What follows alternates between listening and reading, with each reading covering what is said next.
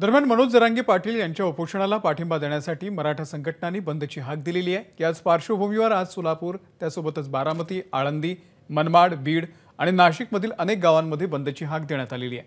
बीड जिल्हा बंदमुळे शाळेमध्ये विद्यार्थी न आल्याने शाळेत शुकशुकाट आहे। सोलापूरमधल्या कोंडी गावामध्ये सकाळपासून अत्यावश्यक सेवा वगळता सर्व दुकानं बंद आहेत। पुण्यातील देवाची आळंदीमध्ये बंदची हाक देण्यात आलेली आहे। बंदला आळंदीकरांनी सुद्धा चांगला प्रतिसाद दिलाय।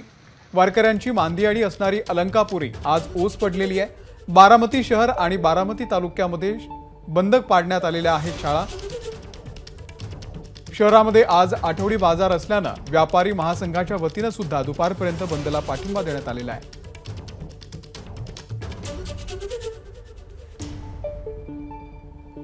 इकडे बारामतीमध्ये व्यापारी महासंघानं मराठा संघटनांच्या बंदला पाठिंबा दिलेला आहे। बारामतीमध्ये बंदमुळे काय परिस्थिती आहे सांगतायत आमचे प्रतिनिधी जयदीप भगत। मी सध्या आहे बारामतीतल्या सिनेमा रोडवरती आणि या ठिकाणी दुपारी 12 वाजेपर्यंत व्यापारी महासंघाने या बंदला पाठिंबा दिलेला आहे। बारामतीतल्या सर्व आस्थापना दुपारी 12 वाजेपर्यंत बंद असतील।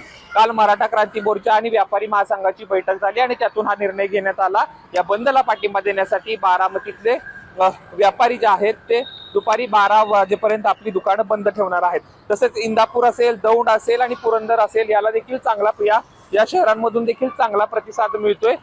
शहरी भागात या बंदला चांगला प्रतिसाद आहे, तर ग्रामीण भागामध्ये संमिश्र असा प्रतिसाद पाहायला मिळतोय। खरं तर गेल्या काही दिवसापासून वेगवेगळ्या पद्धतीने मनोज जरांगे पाटील हे सरकारचं लक्ष वेधून घेत आहेत।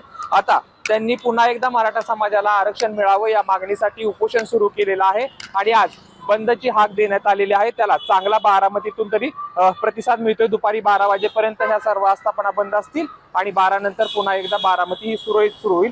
तर दौंड असेल, इंदापूर असेल आणि पुरंदर मध्ये असेल शहरी भागामध्ये हा बंद दिवसभर पाळला जाईल असं सांगण्यात आलेलं आहे। कॅमेरा पर्सन श्रेयस सह जयदीप भगत, एबीपी माझा, बारामती। एबीपी माझा, उघडा डोळे बघा नीट।